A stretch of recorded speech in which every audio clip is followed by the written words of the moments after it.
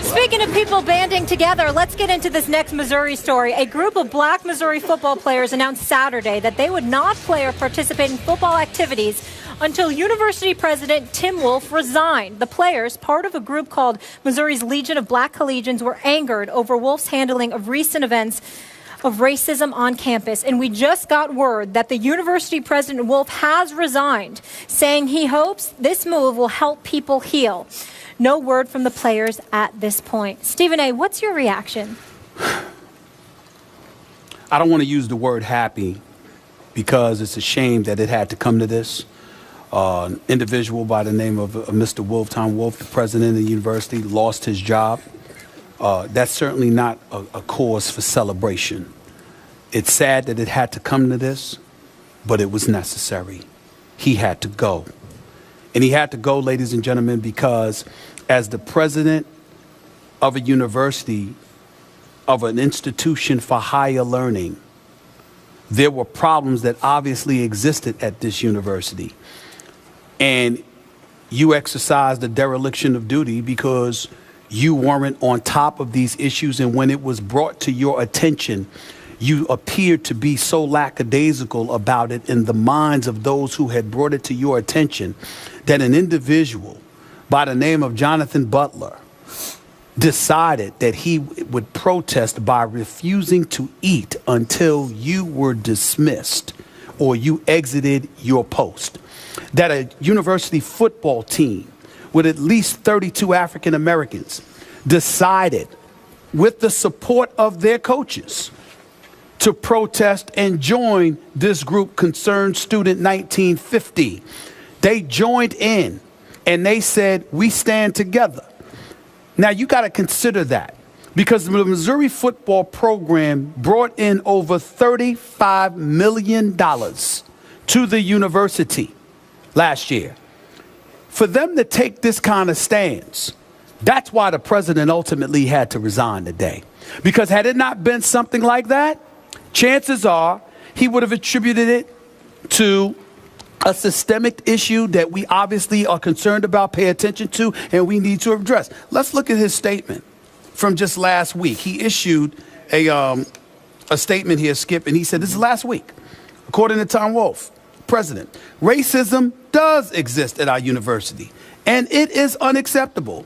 It is a long-standing systemic problem which daily affects our families of students, faculty, and staff. I am sorry this is the case. I truly want all members of our university community to feel included, valued, and safe.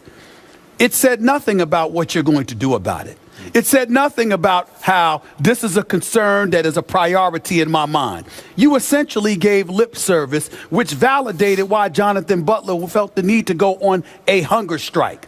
And in the end, the goal of getting this accomplished in terms of him being ousted as the president or him choosing to resign is important in this respect. At the end of the day, you can't legislate what's in people's heart. People are going to feel what they feel.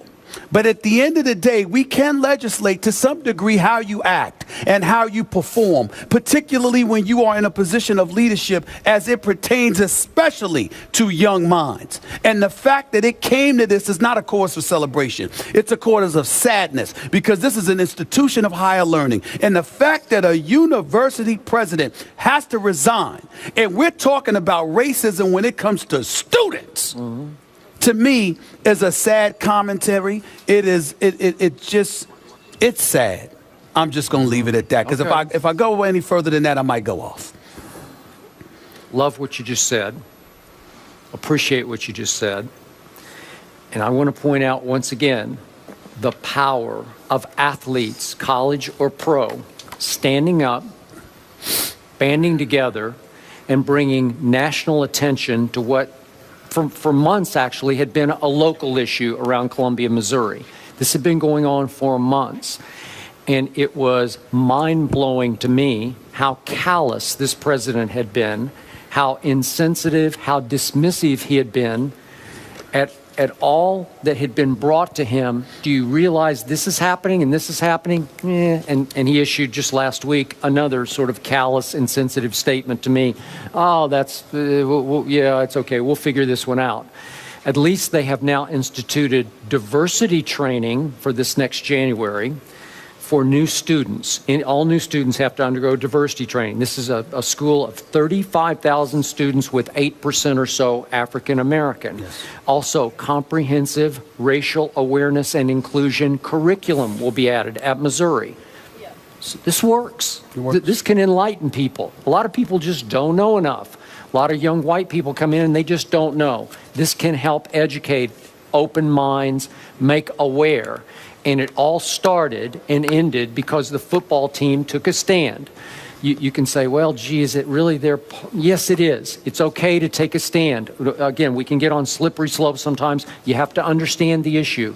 But you thought this was a very serious issue because all those black students, members of this, what's it called, 1950? Yes. Because that was the first year that they had a black student. That's right. At Concerned student 1950. Okay, every member of that group felt that they were in peril, man. They needed something done here. And again, you can't stamp out racism. Right. We know that.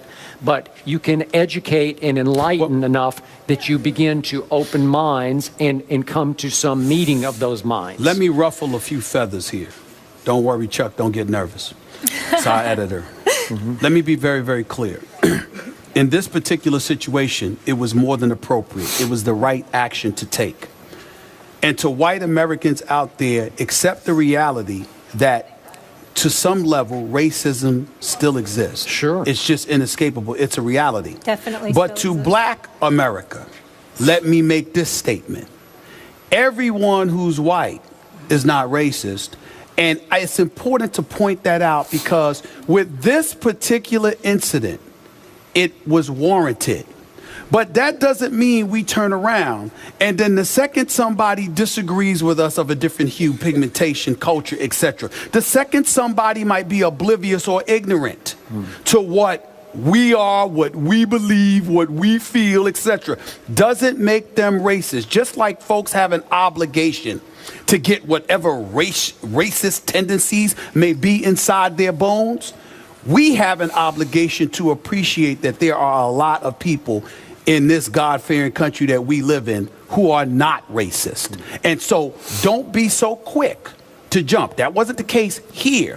This was valid. But there are some folks out there that will use this as an excuse to jump on every issue and attach racism to every issue, when it may not be that. It may be that somebody just doesn't like you. Let's be clear about that and understand the importance of deciphering the difference, because when it comes to legislating what's in somebody's heart, more often than not, you can't tell. So just learn, again, in this incident, it's apropos what happened. I support it 1,000%. But don't think that this incident is every incident.